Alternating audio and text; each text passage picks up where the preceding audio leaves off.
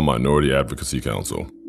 It's now time for Community Conversations, a program focusing on the people working to make the Jonesboro community a better place, while offering viewpoints from all sides of the issues. The views expressed in this program are those of the participants and do not necessarily reflect the views of KLEK 102.5 FM, the voice of Arkansas Minority Advocacy Council, or our underwriters or sponsors. Good morning, everyone out there, and happy Tuesday to you. Welcome to Community Conversations on KLEK 102.5 FM. I'm your host for today, along with Ms. Michael Hart. Oh, Lord. I'm Quabila Hart and put along with Ms. Michael Simone. Good morning. Good morning, everybody. Okay, and our very special guest who is on the phone is Mr. Paul Austin. Good morning, Mr. Paul. Good morning. All right, I hope everyone can hear him out there. I'm going to turn the volume up some.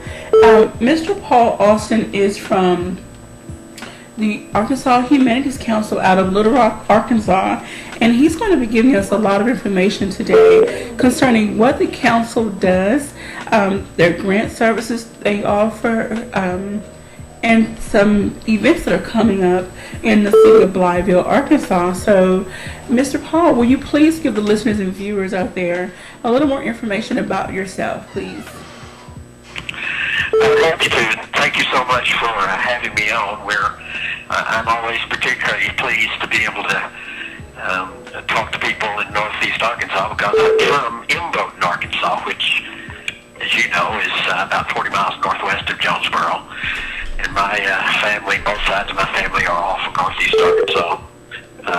In fact, I'd mentioned to you when we talked last week that my grandfather, W.S. Sawyers, was the farm manager at Arkansas State College then, and actually ran the dairy and lived on campus, and then at Arkansas State had bottled its own milk and sold it and provided milk for the students and all that. So he lived on campus, and I would spend summers in my early days actually on campus at ASU, and then eventually got my undergraduate degree from Arkansas State. So I've got some real ties to Northeast Arkansas. I'm always glad to visit with you guys. Yes, sir. Well, your information and your knowledge and your love for the area and your dedication is very welcome here. I'm sure you have so much to share.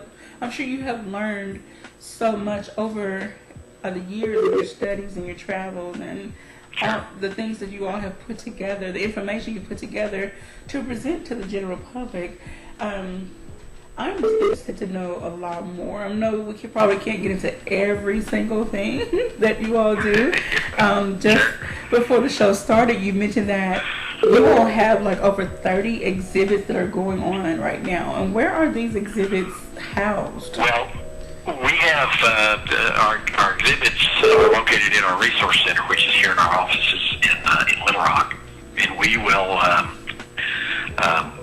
send these exhibits to any organization in the state. We'll ship them UPS, and their only responsibility is to get them back to us. These are museum quality exhibits, and they cover all kinds of topic and subjects related to the humanities. Yes, ma'am. Alrighty, so I would like for you, please, to let's talk a little bit about the history of the council. I want everyone to be as excited as I am about what you do and what services you offer. So, can you tell us a little bit about the history, the how, and the why, and the when? Sure. The Arkansas Humanities Council is an independent affiliate of the National Endowment for the Humanities. And there are 56 state councils, so all the states and 6 territories all have state councils.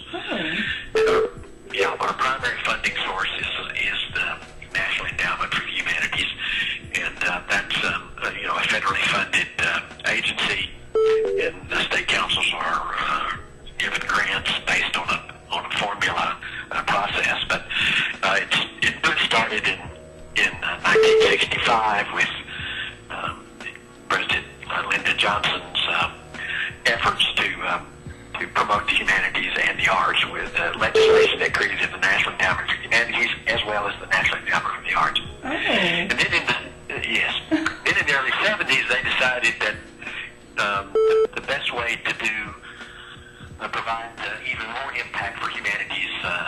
country was to create state councils.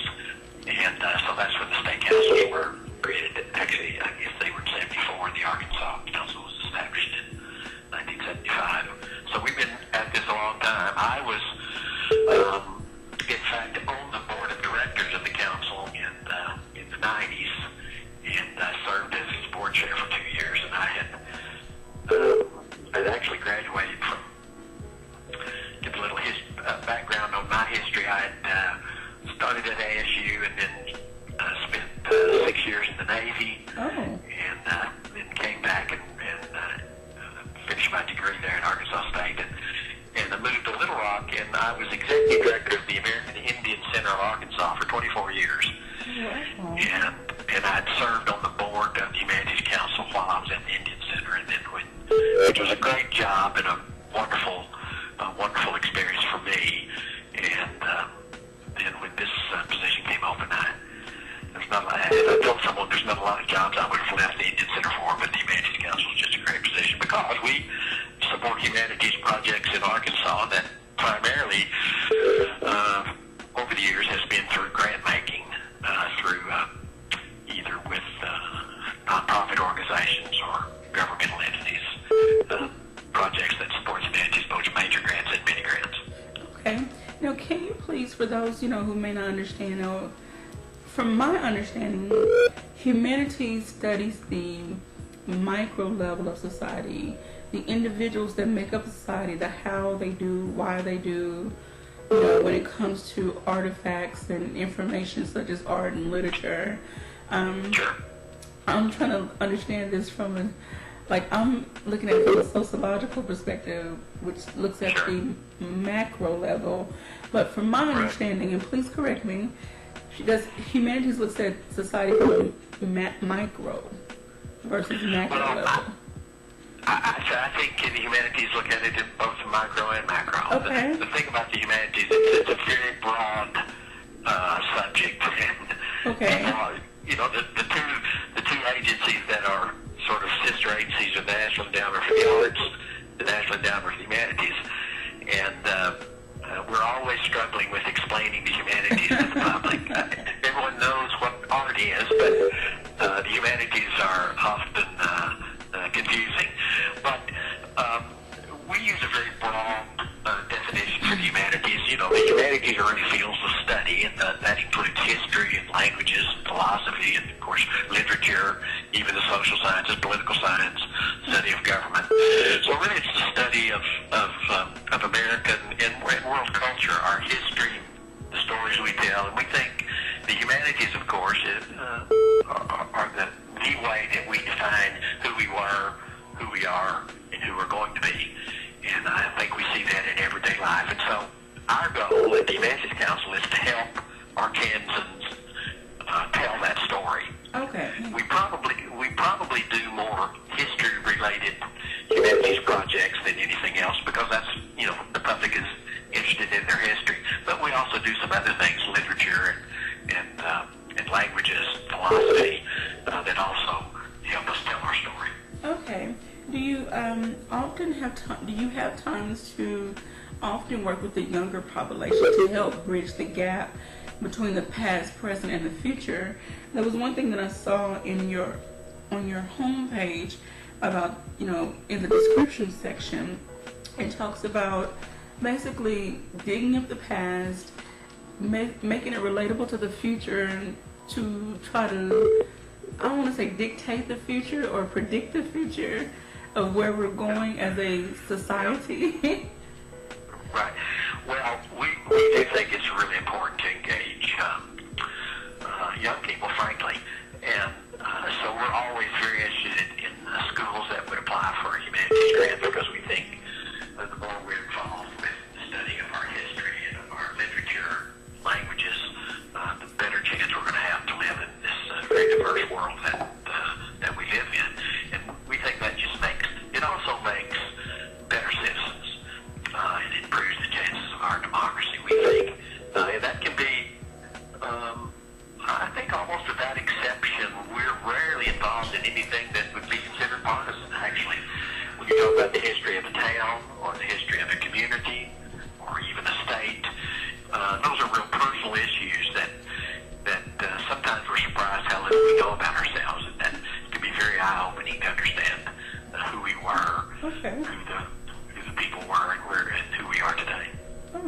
Wow. So you have a lot of information to share with the community as a whole, or Arkansas as a whole. And I wish that people would take advantage of all the resources that you do have to offer.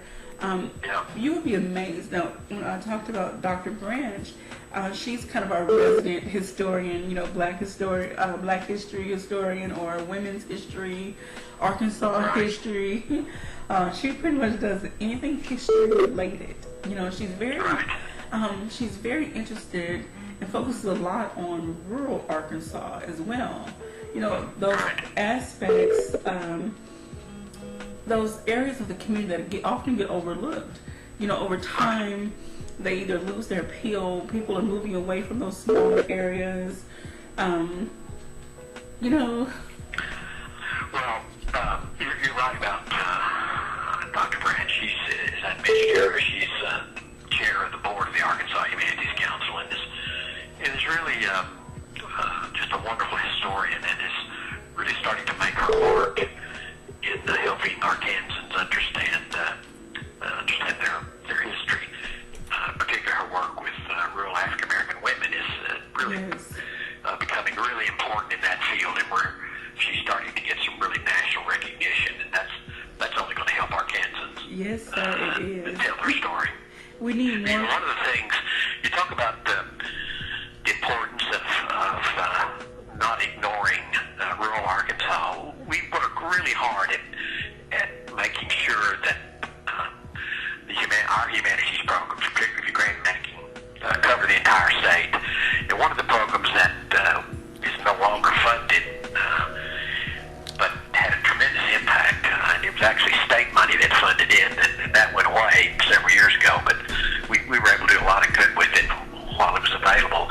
And that was a program that whose target was African American cemeteries, and particularly the preservation of those cemeteries and documentation of those cemeteries. And the theory was that there were a lot of African American communities in Arkansas that no longer exist, and that the only physical evidence, other than the people in many of those communities, folks have moved away and they no longer exist as communities. The only physical evidence of the community are the cemeteries. And whether from neglect or agricultural encroachment or development, some of those cemeteries were imperiled. And so the Arkansas Archaeological Survey decided that they would help fund a grant program that would help document and preserve those cemeteries. And so we did a lot of work for about, it may have been 10 years, I think, that we were doing that. And so you'd go to some of these cemeteries that were, in fact, had just been lost. People weren't sure where they were, but the descendants would come back, and maybe some of them were still nearby, and they began to put up fences around the cemeteries and clean them up and then document them with archaeologists and historians in a way that allowed the story of that community to be told. That's just one example of the importance of telling the rural history of Arkansas. That is absolutely amazing. I really hope that whoever started that project, even though you may not be funding it anymore, I really pray that they, didn't just let it fizzle out, and they're not still maintaining those properties and those grave sites and still telling those stories of those individuals. Yeah, I think they are. I think, this is a self-selecting process, so folks had to apply, which meant they had to have an organization and a nonprofit, and that can be a challenge, but we've really felt good about the grantees that were able to stick with it and had enough support in the community. Our best example, the one we're proud of all of them, but a really good one is the Bone Pilgrim organization in Morrilton. They've just done a wonderful job of preserving that cemetery and documenting it. In fact, they even created a short film about Bone Pilgrim and those African Americans that started that community. And so there's some really good. That was some really good things. And our grant program, both the major and the mini grant program, really have touched almost every corner of our state, and we're real pleased with that. Okay. And I just want to advise anyone out there that's listening or watching our live stream to go to ArkansasHumanitiesCouncil.org, and you can click on the Resource Center tab, and there is a list of information that's available. Well, not a complete list, but they have information available in CD format, video CDs, DVDs, and other audio resources. So there's no excuse for anyone not to give information that they are seeking. Our office right now, the common area in our office is full of exhibits that have been returned, and we have yet to get them back down in the basement. Oh no! That tells you how popular they are. We had a Civil War exhibit, still do, Civil War in Arkansas, during that 5-year celebration of the 150th anniversary of the Civil War. That thing was gone all the time, in fact. And then a couple of years ago, the board committed to creating an exhibit that focused on civil rights movement and struggle in Arkansas. And we really wanted it to be something different than what people had seen or heard. There's a National Historic Site at the museum about the Central High Crisis and others, but those are the big stories. We wanted to focus on the smaller stories, particularly the smaller communities that had really serious and important civil rights struggles in their small towns.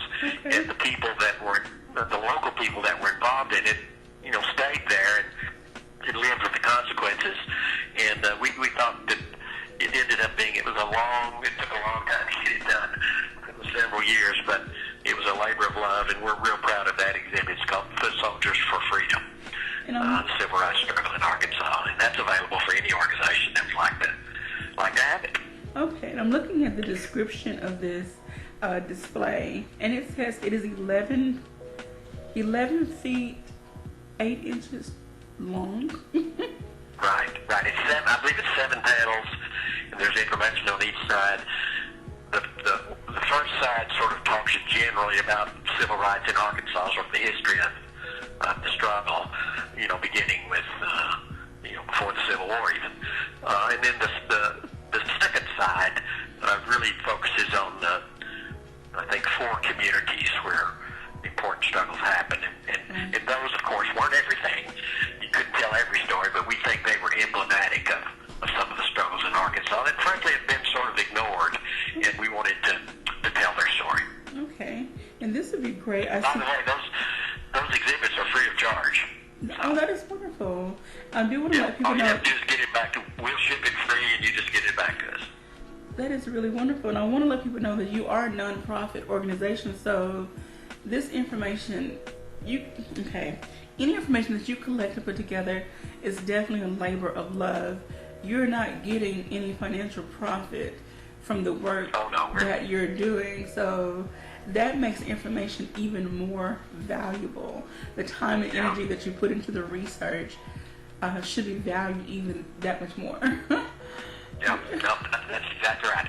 And we also think it's important that we not be perceived as the deciders, if you will, of what the humanities are and what Arkansans need. We want Arkansans to tell us what they want in terms of humanities projects, and then let us help fund it and let us help these communities make it happen. And we think that's been a very successful model over the years. Alrighty. And I see also another story here, Old School, Remembering the Brinkley Academy. And it's stories like this. I grew up in Lee County, which is fairly close to Brinkley. Well, I don't know. And, I'll say Lee County. I grew up in, Mariana, the outskirts. And so I never knew of stories like this. Well, this is a real interesting project by a lady who it was sort of her labor of love. And, of course, the academy no longer exists. Okay. But this is essentially a collection of photographs that sort of tell the story of the Brinkley Academy. And, of course, it's emblematic of these type of academies that were established for the education of African American children.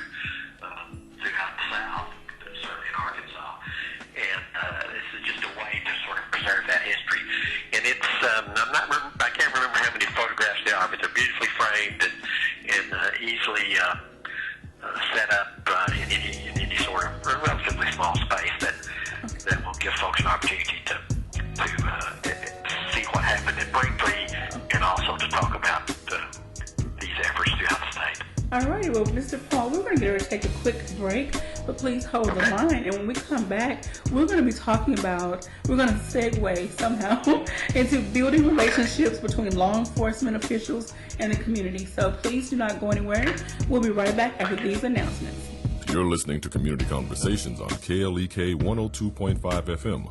We'll be right back.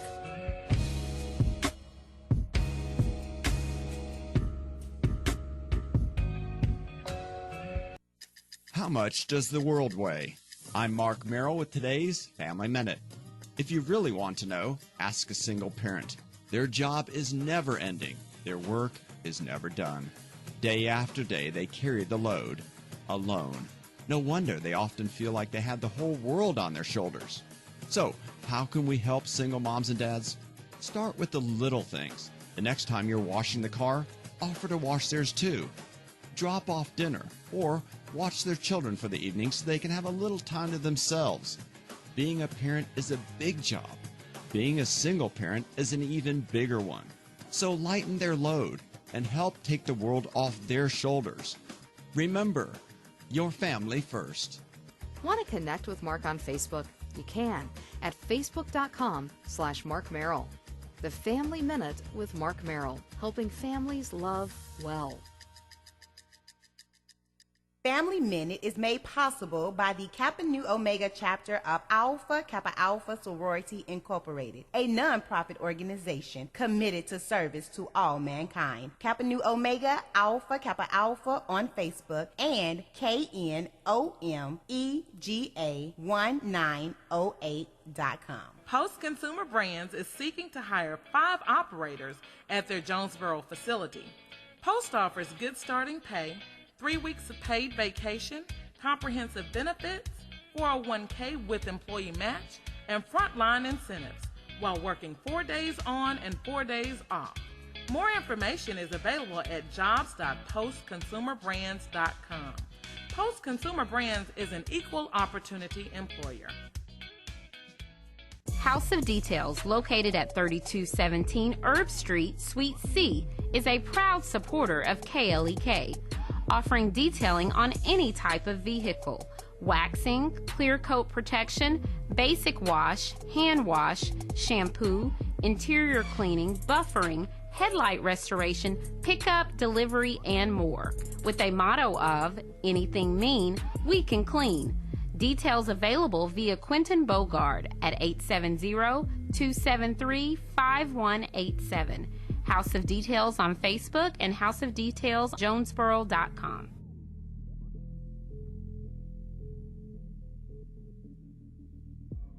From the KLEK Community Calendar, New St. John Missionary Baptist Church presents Back to School Bash and Diaper Distribution. There will be school supplies given away as well as diapers. There will also be food, games, music, and door prizes. This event will take place August 12th, 2017 from 10 o'clock a.m. until 2 o'clock p.m. at New St. John Missionary Baptist Church, 310 North Main Street in Jonesboro. And now back to Community Conversations on KLEK 102.5 FM. All right, welcome back to Community Conversations on KLEK 102.5 FM. We're waiting on Mr. Paul to give us a call back here in just a moment. Mr. Paul Austin is from the Arkansas Humanities Council in Little Rock, Arkansas.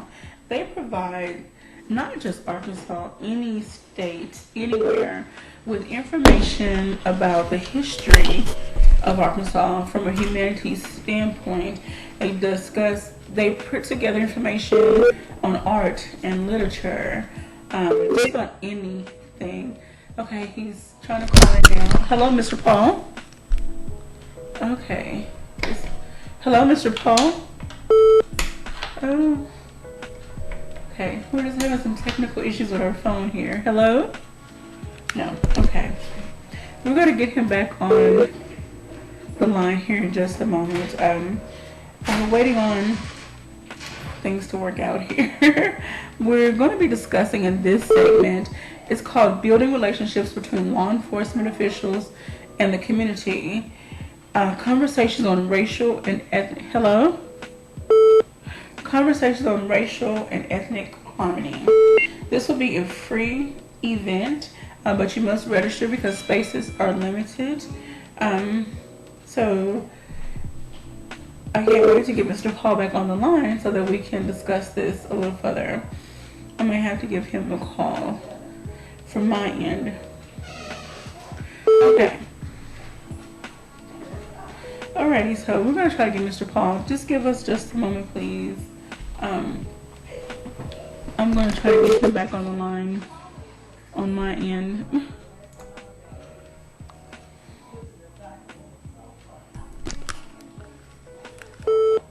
Okay. I apologize for the technical difficulties this morning. Anything can go wrong on live radio. But we thank you all for tuning in, for listening for me. Hello? Okay, hi Mr. Paul, we got you back. Okay, are you with us? I'm here. Alright, so I was trying to run my mouth while we try to get you back. I apologize, I don't know what's going on with the in-studio phone line. We'll get that figured out sometime soon. Okay, so we're going to keep rolling with our conversation.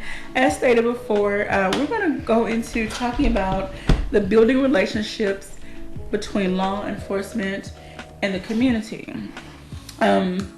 Conversations on racial and ethnic harmony. This is a free event, but you must register. So can you tell us about how this project came to be? Where did the idea come from? This is a project that's funded by the National Endowment for Humanities, and they, I guess in July of last year, gave state councils an opportunity to get a grant from NEH dealing with the legacy of race and ethnicity in the United States. And as you might imagine, it was inspired by the events in Dallas, and Baton Rouge, and Minneapolis, and Chicago,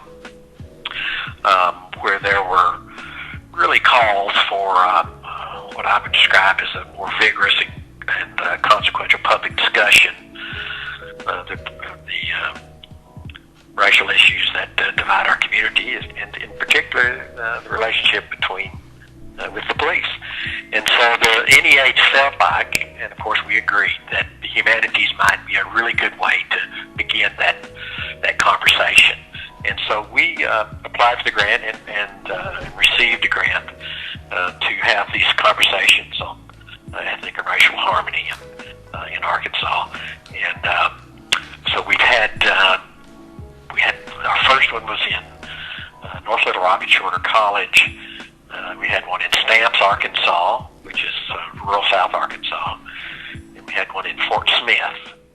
And then tomorrow we have one in Blytheville.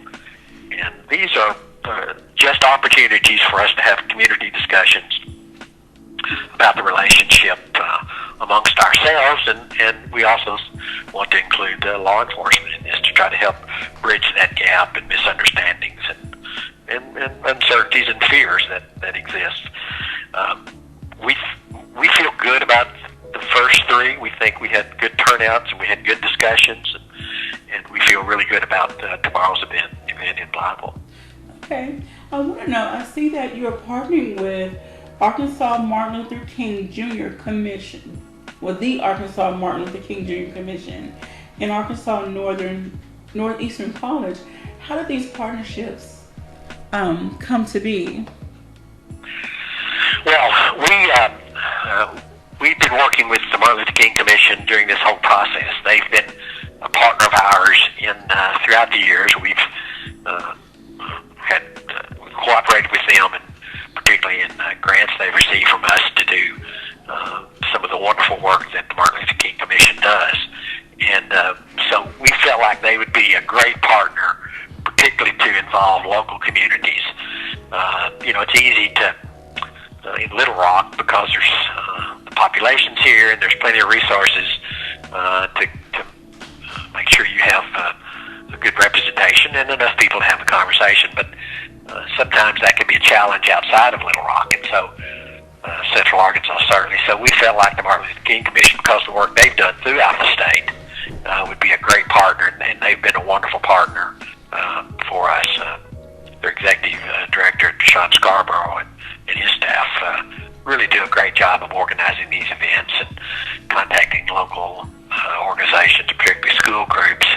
You know, they have a good reputation in the communities, and people are comfortable and trust them to have a good event. And so they've been great partners. In Blytheville, of course, the Arkansas Northeastern College is hosting the event, and we certainly appreciate that. They've been wonderful hosts so far, and we're looking forward to tomorrow's event. Okay. Now, this event is coming at I hate to say a great time. Unfortunately, there has been quite a bit of violence and crime committed in Blytheville. Some of them have led to deaths, not by the hands of police, but I think it's time now that people start developing a close relationship with the police so that they can call on them in their time of need and they know who to turn to when, things go wrong. What has been some of the feedback from the other events that you hosted? What have been some of the questions people have brought up? Well, to me, the most important thing has been the willingness of the law enforcement officials, both leaders and the people that are actually on the streets, to participate in these events in a meaningful way. And all of these communities, they've shown up and really were there to answer questions and to talk about the work that they do and how they can improve their relationships. One of the things that all of these events have in common is that they sort of begin after opening remarks with screening of some film clips, particularly two films, Slavery by Another Name and Black America Since MLK and Still I Rise. And show those film clips and then have a sort of a panel discussion then inspired by those film clips to begin talking about relationships within the community. The interesting thing about Blytheville is the FBI is going to be has partnered with us, and they're going to be there to talk about the work that they do, and we think, in fact, they're going to play a big role in this event. And they have a community outreach specialist from the Little Rock Field Office will be there, as well as the special agent in charge, which is a pretty big deal. But that just tells you that they think these are important opportunities for them to get out into the communities. But the kinds of questions that we see are what you might expect.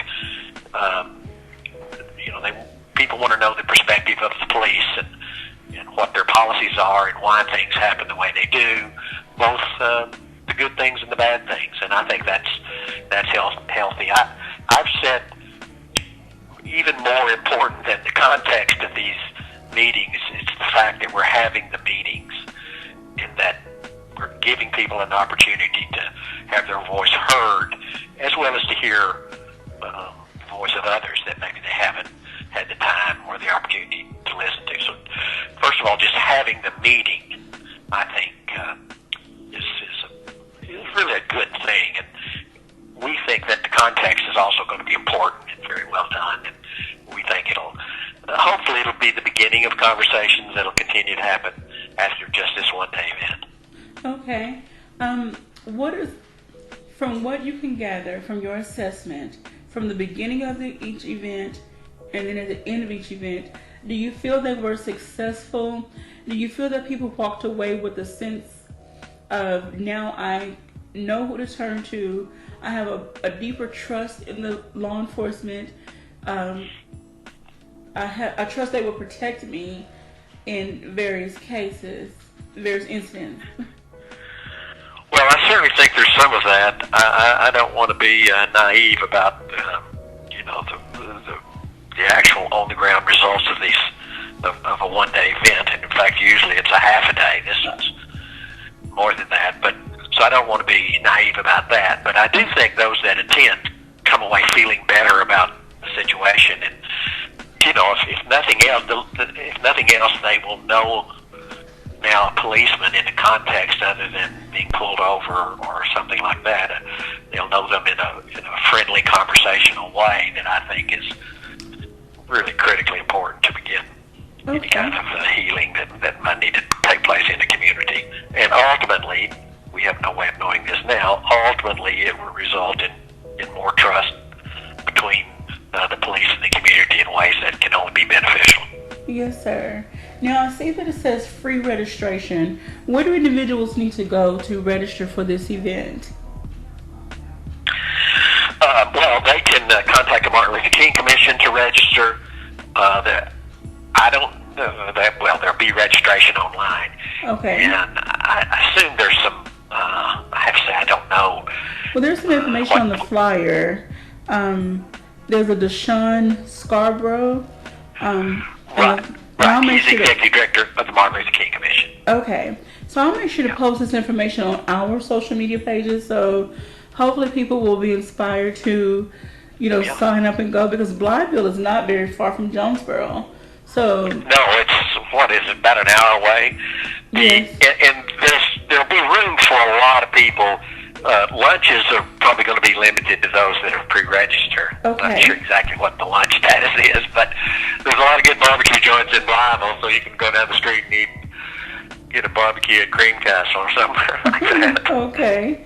And it says that it's open to the public of all ages. Have you seen, now from the past two events that you had, did you have a good mix of ages of individuals? Yeah, we did. There were certainly adults there, but in all three events, school groups were involved. Teachers brought classes, and of course, the one at North Little Rock was at Shorter College, so there was a good turnout there. Now, school's not in session, so we're not sure exactly how that's going to turn out, but I think we've got like 130 people registered for this thing, which would be great. That's a very good number if we can pull that off. It is open to the public in all ages. There's an SBI thing that they do that's for adults only, because it deals with serious issues. Okay. And I think they actually put them through role playing is the reason it's for adults only. But yes, it's open to the public and free. Okay. So do you have any more of these type of events planned for the rest of the rest of the month in any other cities in Arkansas? The last event that we will have will be in September in conjunction with the Central High celebration. I guess this is the 60th anniversary of Central High. I think that's right. And so that's going to be a big event, and we're playing a role in that. We're going to bring some students from throughout Arkansas, particularly in the Delta, to come in and attend those events, as well as attending a student writing workshop for half a day here in Little Rock. And we're partnering with the Maya Angelou project that does just a great job. And so that'll be the final event of the year in September. Okay. So stay tuned for that. All right. We'll definitely keep our eyes open for that one so that we can help spread the word about it. Is there any more information concerning this event you would like to share, or just to give people more encouraged to come out? Sure. Well, we think, of course, public events like this, we encourage everyone to participate. We hope that we do a good job of letting the public know about other events, particularly those that are around the grants that we've given to local entities. We would encourage Arkansans to visit their local museums. We have a grant program that helps fund projects in local museums, and that's actually a program in the Department of Arkansas Heritage that we administer, where we give monies to local museums. And what's unique about this program is that it's not just for programming, but it can actually, in fact, many of them do it to help with utilities and help with a leaking roof and these kind of things that small local city, county, historical society museums really struggle with. And we think this is a really important program, and we would encourage folks to visit their local museums. And in fact, Blytheville has a great museum that just, Delta Gateway Museum, that just hosted our Smithsonian exhibit called Hometown Teams. And that exhibit is now in Wynn, the Cross County Museum. They've got a wonderful exhibit there. it'll be at the Delta Cultural Center next. And the one in West it'll be Helena? I'm sorry? Is it the Delta Cultural Center in West Helena? Correct. Okay. It'll be, I think it starts there the 1st of September, and each of these places hosted for 6 weeks, and then it'll go to Arkadelphia at Ouachita Baptist University, and then it'll finish up the year, in fact, into January at the Old Independence Museum in Batesville. That's a wonderful exhibit that explores the relationship between sports and American culture broadly, and then each of the museums do some local programming about local sports history in their community. It's really a great exhibit. It's now at Wynn. I would encourage folks to slip down to Wynn and take a look at it. I think you'll be pleased. You've really been dropping some knowledge. There are places that I didn't even know had. I knew about the Delta Culture Center, but I didn't know there was something in Wynn that was available to view.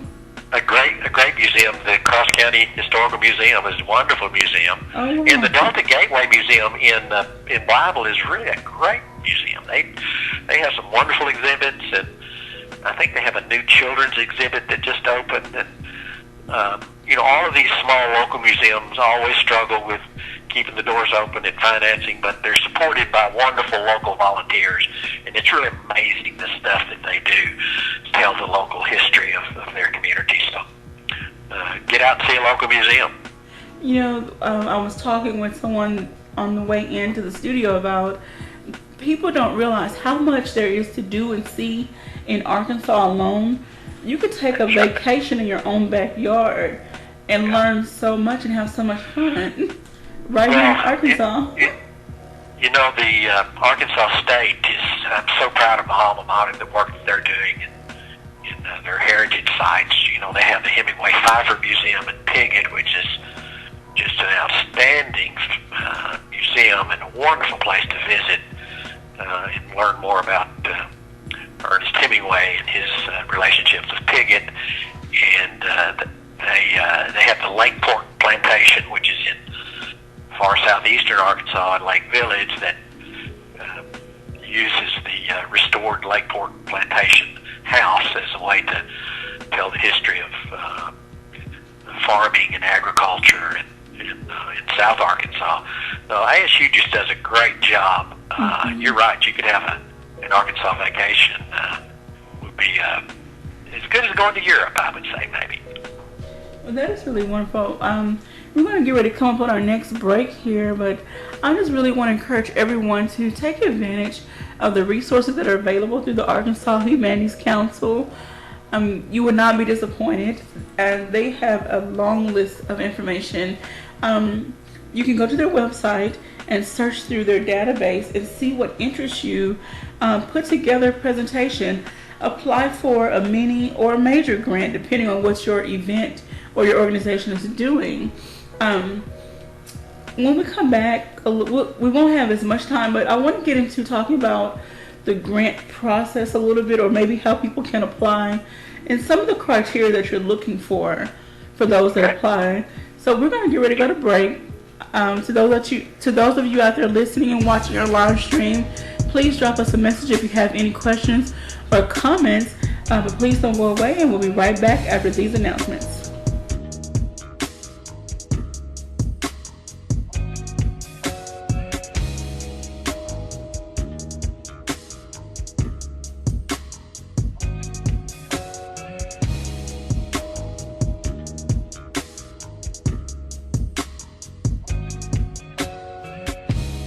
You're listening to Community Conversations on KLEK 102.5 FM. We'll be right back.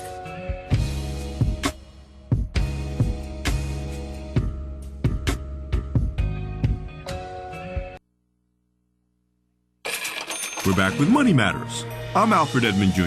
Divorce is a difficult transition that many people go through. While the dissolution of a marriage is hard for both men and women, research shows that women fare far worse financially. Black Enterprise Senior Personal Finance Editor Stacy Tisdale reveals key pitfalls that women need to watch out for in divorce. They include failing to understand your financial picture. Some women get into the habit of letting their spouses handle the family finances, or of compartmentalizing the family finances so that while you may be expert in one area, you are out of the loop in others, such as the family business. You can't arrive at a fair settlement if you don't have a clear and comprehensive picture of your financial situation. Also, clinging to the family home. I'm Alfred Edmond Jr. for Money Matters, a product of American Urban Radio Networks. Money Matters is made possible by the Jonesboro Alumni Chapter of Delta Sigma Theta Sorority Incorporated, a nonprofit organization dedicated to uncompromising commitment to communities, service, leadership, empowerment. www.jonesboroalumnidst.org. Money Matters is brought to you by Bancorp South, offering checking, savings, loans, credit cards, and wealth management. 5 locations in Jonesboro to serve you. www.bancorpsouth.com or 870-972-9800. Blues Live for 5, Part 2 at Legends Barbecue Smokehouse. Only $5 admission. Saturday, August 19th, 7 o'clock p.m. Featuring from Dallas, Texas, Lerone Powers. What's the name of that thing? Only last night. Lerone Powers. And is the mother, but don't you get caught. You're gonna have to pay the cost. Performing all of his hits. Ain't nothing but a party. Jumping like a hole in the wall. Lerone Powers. Don't miss it. Blues Live for 5 at Legends Barbecue Smokehouse. Saturday, August 19th, 7 o'clock p.m. Only $5 admission. This event is a KLEK fundraiser. KLEK wishes to thank Life Strategies Counseling Incorporated for helping our community through difficult times in life, such as depression, family issues, stress, and more. They are located at 1217 Stone Street, 1-866-972-1268. Details at lscihelp.com and at klekfm.org. The McDaniel Law Firm, 400 South Main Street in Jonesboro, is a firm believer in justice and equality for the minority community. The McDaniel Law Firm has fought for our rights for over 44 years. The McDaniel Law Firm offers legal help for wrongful death as well as trucking and automobile accidents. Bobby and Brett McDaniel are available for a free consultation at 870-336-4747 or at www.mcdaniellawyers.com. Arkansas Early Learning offers child care activities and educational programs to children ages 0 to 5 that gives them a head start in life. Arkansas Early Learning is in the community at no cost. Applications at arearlylearning.org. That's arearlylearning.org or on Facebook at Arkansas Early Learning. Arkansas Early Learning is a nonprofit organization. Hello, I'm Officer Jonathan Higgins of the Jonesboro Police Department. One of the best decisions I ever made was to join the Jonesboro Police Department. Since joining, I've had the pleasure to give back, protect, and serve my community. Now I want to let you know about that same opportunity. The Jonesboro Police Department will conduct testing for the patrol officers at the Valley View High School. Applications are available online at jonesboropolice.com. The Jonesboro Police Department offers a competitive salary, health, and retirement benefits, top-of-the-line training, and most importantly, the chance to make a difference in the Jonesboro community. Join me in making Jonesboro a better place. The Jonesboro Police Department is an equal opportunity employer, and women and minorities are especially encouraged to apply. More information, 870-935-5657. Applications are being accepted through September 7th, 2017.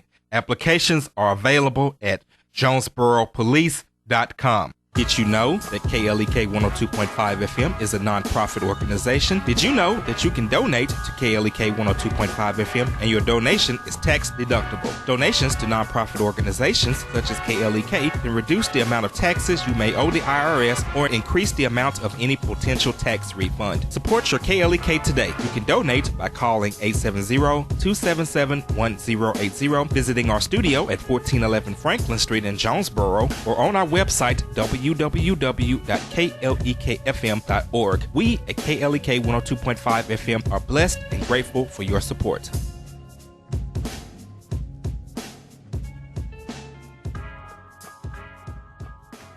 And now back to Community Conversations on KLEK 102.5 FM.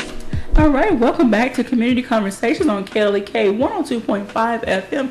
I hope that you all have been enjoying the conversation thus far with Mr. Paul Austin from the Arkansas Humanities Council out of Little Rock, Arkansas.